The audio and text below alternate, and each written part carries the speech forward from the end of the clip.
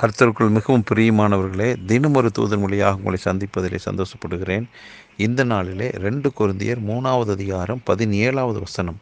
கர்த்தரே ஆவியானவர், கர்த்தருடைய ஆவி எங்கேயோ அங்கே விடுதலையும் உண்டு. ஆண்டவருடைய வார்த்தையை கேட்போம். கர்த்தருடைய ஆவி எங்கேயோ என்று. என்றைக்கு ஒரு மனிதன் முழு மனதோடு ஆண்டவராகிய இயேசு கிறிஸ்துவை ஏற்றுக்கொள்கிறானோ, அன்றைக்கே பரிசுத்த ஆவியான அந்த தெய்வம் அவனுக்குள்ள நிரந்தரமாக தங்க வந்து விடுகிறார்.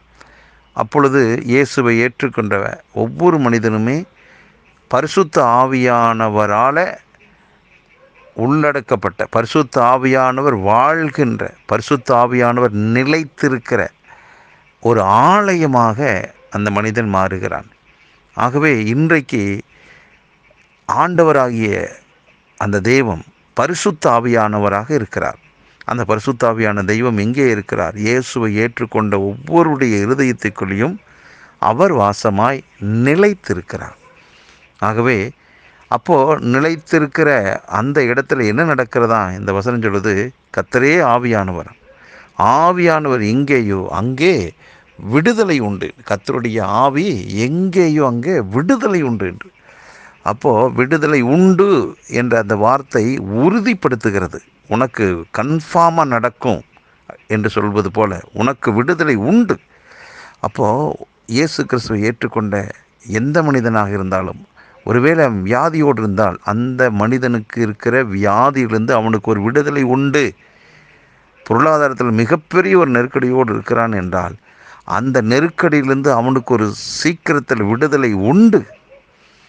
இப்படி சத்துருவின் போராட்டங்கள், பலவிதமான கைவிடப்பட்ட அனுபவங்கள், தோல்விகள், இப்படி எத்தனை விதமான எதிர்மறையான காரியங்கள் வந்தாலும் அந்த பிரச்சனையிலிருந்து அந்த குறிப்பிட்ட நபருக்கு விடுதலை உண்டு. ஏனென்றால் அந்த மனிதனுக்குள்ள பரிசுத்தாவியான தெய்வம் அங்கே தங்கி இருப்பதால் தான் அவனுக்கு விடுதலை உண்டு. ஆகவே இயேசு கிறிஸ்துவை ஏற்றுக்கொண்டவர்கள் பரிசுத்த ஆவியானவரால் ஆளுகை செய்யப்படுகிறார்கள். ஆகவே அப்படி ஆவியானவர் தங்கி இருக்கின்ற ஆலயமாகிய நீங்களும் நானும் எந்த பிரச்சனைக்குள்ளே இருந்தாலும் உறுதியாக சொல்லலாம், எனக்கு இந்த பிரச்சனையிலிருந்து ஒரு விடுதலை உண்டு, எனக்குள்ள ஆவியானவர் இருப்பதால். ஆகவே இந்த வார்த்தை கேட்டுக்கொண்டிருக்கிற யார் எந்த சூழ்நிலையில் எந்த பிரச்சனையில் அகப்பட்டிருந்தாலும் கவலையப்படாதீங்க. நான் இயேசு கிறிஸ்துவை ஏற்றுக்கொண்டிருக்கிறேன், ஆவியானவர் எனக்குள்ளே தங்கி இருப்பதால் நிச்சயமாக எனக்கு ஒரு விடுதலை உண்டு, சீக்கிரத்தில் அந்த விடுதலை அனுபவிப்பேன் என்ற விசுவாச வார்த்தைகளை ஒவ்வொரு நாளும் சொல்லுங்கள். இதிலும் பெரிதான காரியங்களை நீங்கள் காண்பீங்க. நிச்சயமாக கர்த்தருடைய ஆவியானவரால் உங்களுக்கு காரியங்கள் வாய்க்கும், நீங்கள் வெற்றி அடைவீர்கள். ஜெபிக்கலாம். பரலோக பிதாவே, கர்த்தரே நீர் ஆவியானவராய் இருக்கிறீர். ஆவி எங்கேயோ அங்கே விடுதலை உண்டு. எங்களுக்குள்ள நீர் இருப்பதால் நாங்கள் சந்திக்கிற எல்லா பிரச்சனைகளிலிருந்தும் எங்களுக்கு ஒரு விடுதலை உண்டு என்பதை உறுதிப்படுத்துகிறீர். இந்த வார்த்தை கேட்டுக்கொண்டிருக்கிற ஒவ்வொருவரும் விடுதலையின் மேல் விடுதலை அடைந்து வெற்றியுள்ள ஒரு வாழ்வு வாழ்வார்களாக. இன்றைய நாள் ஒரு வெற்றி நாளாக அமையட்டும். இயேசு கிறிஸ்துவின் நாமத்தில் ஜெபிக்கிற நல்ல பிதாவே, ஆமென்.